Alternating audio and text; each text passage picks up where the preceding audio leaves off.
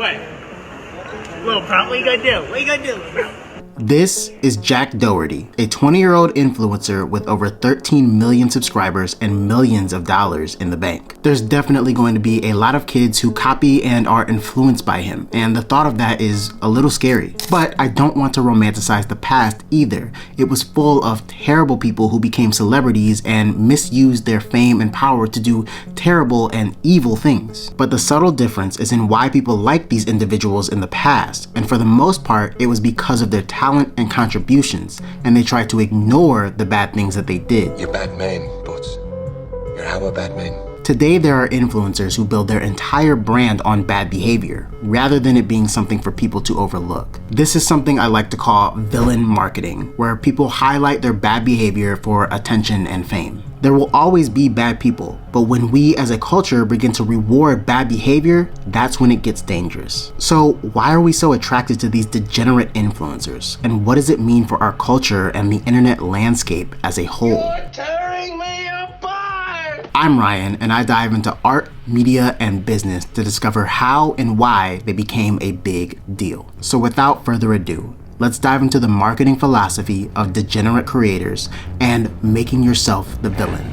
Here we go. So there are plenty of bad people in the world, but for the sake of this video, I'm not going to classify every single bad person as a degenerate or villain influencer. In the same way that when you watch Batman, he has a villains gallery like Joker and Bane, and then there's just random guys he beats up for parking in a handicapped space. There are levels to this, and to be a villain is to be intentional. Like, Green Goblin didn't just accidentally slip into a green suit and terrorize children. It was a clear communication of his identity. So my classifications for a villain is that they have to be aware in some way that they are the bad guy, or that they are intentionally being controversial. For instance, there's the Island Boys, who are very clearly doing things to be controversial and gain attention through hate.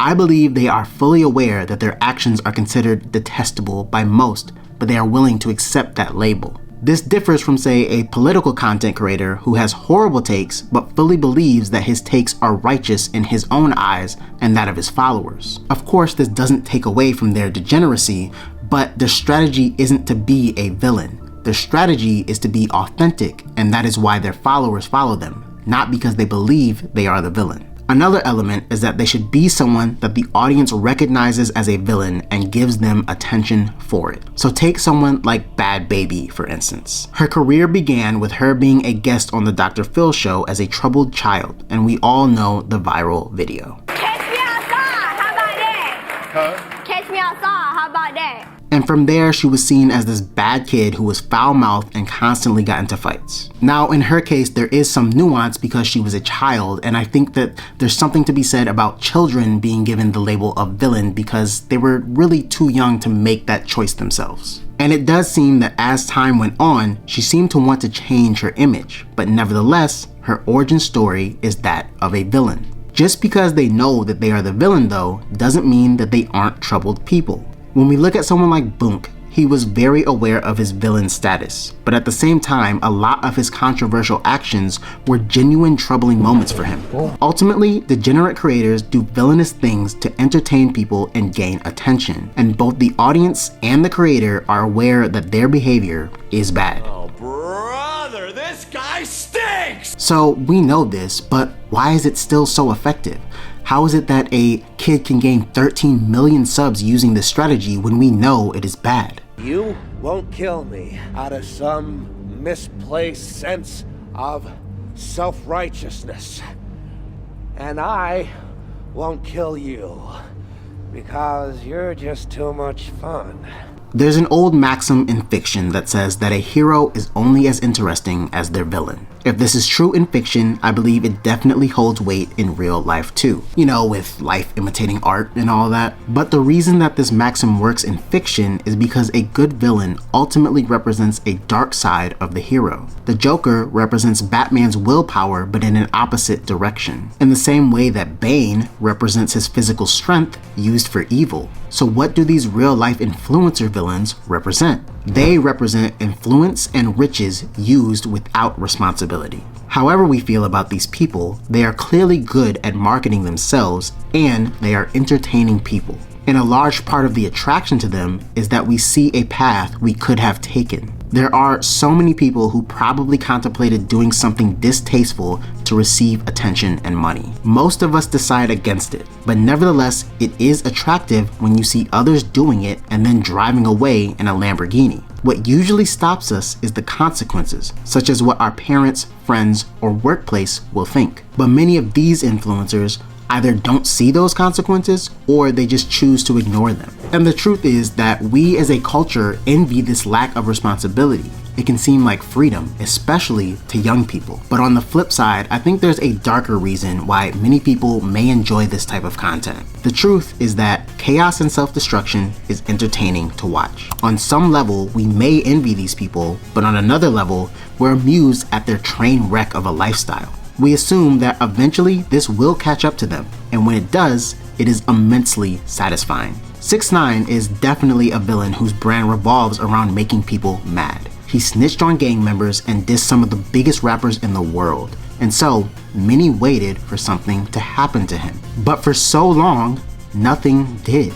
Until one day, a video surfaced of him getting jumped in a gym, and on the internet, it was like a day of celebration. It confirmed that so many people were following this guy just to watch him fail. In some ways, this may represent people's desire for justice, which is not inherently a bad thing. But I also believe there's a darker side to the desire to watch failure. I think that a lot of people just enjoy watching a train wreck or violence. We like to see bad things happen. But we need a villain to place these desires on. The villain makes this desire feel righteous. It's like watching violent revenge movies. In some ways, we just enjoy the violence, but we can't enjoy it without it feeling justified. So then, we prop these villains up so that we can watch their satisfying downfall. And I think many of these influencers understand this, so then why are they so willing to go along with it? I chose my path, you chose the way of the hero. And they found you amusing for a while, the people of this city. But the one thing they love more than a hero is to see a hero fail. What makes an individual choose to represent a villain to society? Well, each person has their reasons, but most reasons boil down to money and influence. But there are plenty of other ways to get rich, so why choose this one? Well, it's a lot harder to figure out what to do versus what not to do. Gaining attention, influence, and power in a positive way requires you to provide value in some way. And providing value in a positive way can take years of mastering a skill like music or acting. On the flip side, gaining attention for negative behavior is relatively very easy. When a child throws a tantrum in public, everyone looks at that child, but we ignore well-behaved children on a daily basis. Why spend years becoming a great actor or musician when you can just rob someone and then release a mediocre single? Exceptionalism is inherently very difficult. And because they're already the villain, they don't have to fear negative publicity. Where most people get canceled for saying or doing terrible things, these people instead gain more attention. Which brings me to the other side of this. Our responsibility as a society in creating these villains. Social media has become a major part of our world, and influencers have gained even more power. And so, we've sent the message to young people that attention of any kind is positive. All publicity is good publicity. This phrase used to be used to spin negative PR into something positive. Now it's something that influencers build an entire brand around. We reward attention with money and influence with complete amorality. Shut up and take my money. And in turn, we've also seemingly decided as a culture that money is the ultimate form of status and success. I'm talking about this. Regardless of how it's attained. If this is the case, why wouldn't a person cash out on a degenerate image? And there's another uncomfortable side of this, which is that we don't really reward a positive image. Many influencers who try to take on a positive image find themselves getting canceled when they make a mistake. And we don't really care about redemption either. We consider their image permanently scarred. Now, don't get me wrong, I am not completely against this. I definitely believe in holding people accountable to their actions. And I think uncovering the evil people who hide behind a positive image is ultimately a net positive on the world. But I can't deny the negative effects it has on the perception of fame or influence. Increasingly, many new celebrities and influencers would rather forego a positive image completely. Why should they be positive when it's a much bigger risk than negativity? It seems much easier to be negative so that you don't have to live in fear of your mistakes. I think there's a balance here. Yes, we need to hold people accountable, but also we need to understand that they are human and they shouldn't be held to such a high standard in any case. If we stop rewarding people for attempting positivity, we will lose it entirely. And anyone who attempts positivity will inevitably make a mistake and do something bad. We can both hold them accountable and send the message that the acts themselves were positive. If you can't do the time, don't do the crime. Okay, time's up. So, if these people can commit heinous acts and receive riches beyond belief, why wouldn't you become a villain? The most you contend with is a slap on the wrist or a few negative comments, it seems. Well, I think that this type of brand is unsustainable, and really, it's pretty dangerous. Of course, one of the biggest parts is the mental toll that it's going to take on you. You can deal with hate comments if you are doing something you believe is good for the world. But if you know that you're the villain, those hate comments feel true. And not just the comments, it creates a split in your own psyche. You know that you're adding negativity to the world, and unless you're a psychopath, this is going to cause you turmoil, which is why so many of these people turn to vices and often fall into a deep depression. The other thing is, like I said, this type of brand is simply just not sustainable. This type of content may work for a while, especially with a younger audience, but most adults don't really care to consume this type of content. As we get older, these irresponsible influencers are less entertaining and more annoying, especially when you fully realize the negative effects of it. This is why the influencers that may have started this way tend to make a pivot as they go along if they want to survive. Bad Baby began as the proverbial bad kid. As she went on, she shifted her image because it wasn't sustainable.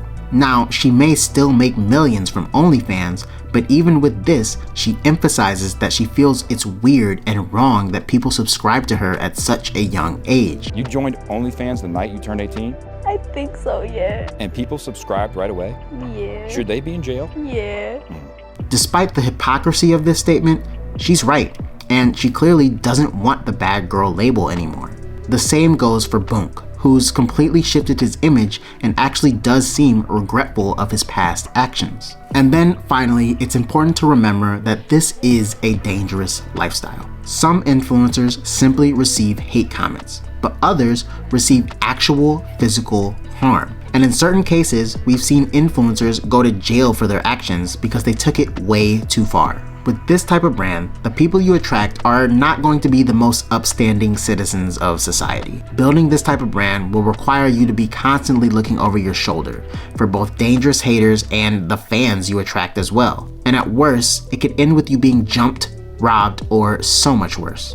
It's ultimately a trade-off that many are willing to make, but I don't see a lot of influencers trying to sustain this as they get older because they realize just how dangerous it is. Now, personally, I don't think this is the type of brand that you should be wanting to build. Of course, there may be an opportunity for success and riches, but I want to remind you that it's much more likely that you could fail and have everyone around you hate you. And the cost of failure as a villain is much worse than the cost of failing by trying to improve yourself. You'll be isolated from your friends and family and find it very hard to get any other type of work. And if you do win, you'd need to pay to keep your friends around you and constantly be looking for enemies and even backstabbing friends. It may seem difficult to gain attention with skill, but I promise it is much more rewarding, both personally and monetarily. No one wants to work with or sponsor the guy who was seen as a terrible person by even their own audience. And if you're just looking to be a consumer and not a creator,